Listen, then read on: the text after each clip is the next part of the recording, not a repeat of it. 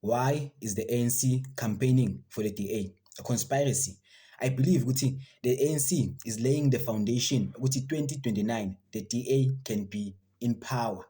This is visible by President Cyril Ramaphosa saying ukuthi the DA-led municipalities are best ran municipalities, quoting Stellenbosch. Stellenbosch bafethu, not quoting iKhayelitsha, not quoting Ilanga, forgetting iCape Flat, the most dangerous place like South Africa, Cape Flat, ran by the DA. But the president did not talk about that. Yabo. Also visible by Ukweli Mantashe, saying ukuthi ama-councillors we-ANC, the only thing they can do is sing. They have no capacity. They are singing councillors. This is also further perpetuated by ANC aligning itself with DA in the GNU. Yabo. But in the GNU, the ANC could have aligned itself with the EFF and pushed for a constitutional reform. It could have aligned itself with MKP and pushed for a constitutional reform to bring tangible change in Mzansi. But no, it chose the DA. So the ANC is mandated to maintain the status quo. That's why ANC does not want constitutional reform. Yabo. I call it blackface. Yabo. So blackface in this context is similar to America when they used Barack Obama to destroy Libya. Yabo. You put the face of a black man to destroy other black people. Yabo. So bafake the party there ran by black people supposedly. Kona bangeke balethe tangible change to the people, yabo, to maintain the status quo. Yabo. So I think it's important we draw a distinction between ANC, which is the liberation movement, yabo, abo Chris Hani, abo Oliver Tambo, abo Walter Sisulu, abo Winnie Mandela, yabo, like abantu who fought for the liberation, and the ruling ANC, yabo, labantu laba abaphethe manje, who are not bringing tangible change via economics.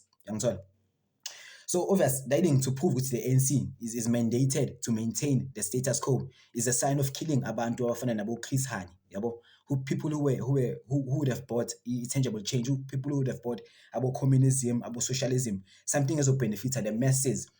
The ANC yaqeda ngalabo bantu, and they still khona bazokwazi ukumaintaina the status quo. The current ANC is here for destruction, bafethu. The ANC from 1994 has been mandated with not only maintaining the status quo, but also with destroying, yabo, mara not destroying the country. No. It's mandated with destroying the idea of black leadership. Which is since black people have been in power, like yagazi kwaba tangible change. Not ukuthi black people cannot produce tangible change, but because the black people abafakwe in power are mandated to destroy and give this idea ukuthi black leaders cannot bring tangible change. So guiding, like the ANC was designed to fail, bafethu. So GNU proves like ngo-1994 kwakwaba ne-GNU, yabo, the National Party khona izokwazi ukufaka like ama-black leaders had to go in a GNU, ne-ANC, neNkatha, nayo i-National Party. So black leaders, so this ANC, which is mandated to destroy, izokwazi ukuba in power. Namanje in 2024, the same thing is happening. Mara no, it's reverse. They are giving back power. Yabo, they are passing back the torch to the people that were before. Yabo. So the ANC, by being in GNU, DA, and by praising ETA and by campaigning for ETA, they are laying their foundation with 2029, ETA is over in power. Ngoba thina, phela ETA is in national power manje. So it's phethe in a way. So angeke kube preposterous, angeke kube absurd, angeke kube ridiculous to assume ukuthi sophathwa abelungu ngoba iyayenzeka manje, like the DA is in a coalition with the ANC and they are ruling us. So obvious ANC is also doing this, like it's also destroying itself by creating policies are bad, yabo, not bad policies, but by creating policies azokwatisa investors, by producing policies afana nabo Mabela Act, abo NHI, yabo, policies knowing very well ukuthi investors do not like those policies, yabo. And if investors, ANC propose policies lanka, and investors do not like those policies, who like opposes lawo ma proposed policies? It's the DA, yabo, giving the idea like ANC iletha policies abhedayo khona DA izothi no, asifuni Bela Act, so DA like yiyo eba aligned nama nama-funders yabo nama-sponsors yangithola nabantu abaphethe i-economy la eSouth Africa.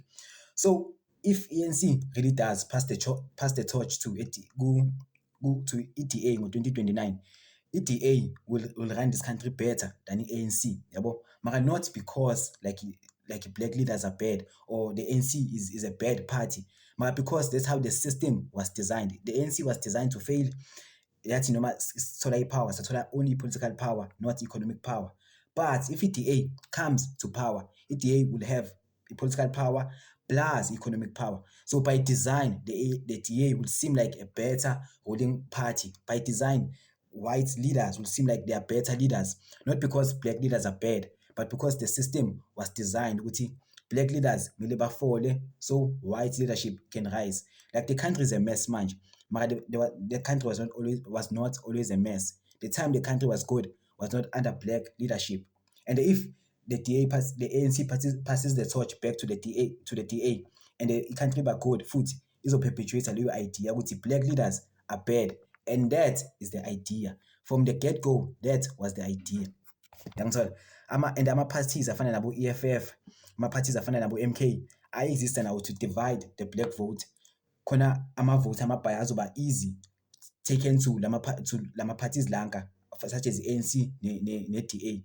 Sikhona i-ANC ne-DA bazohlezi bakhompisa abayi-2 mara serving the same people.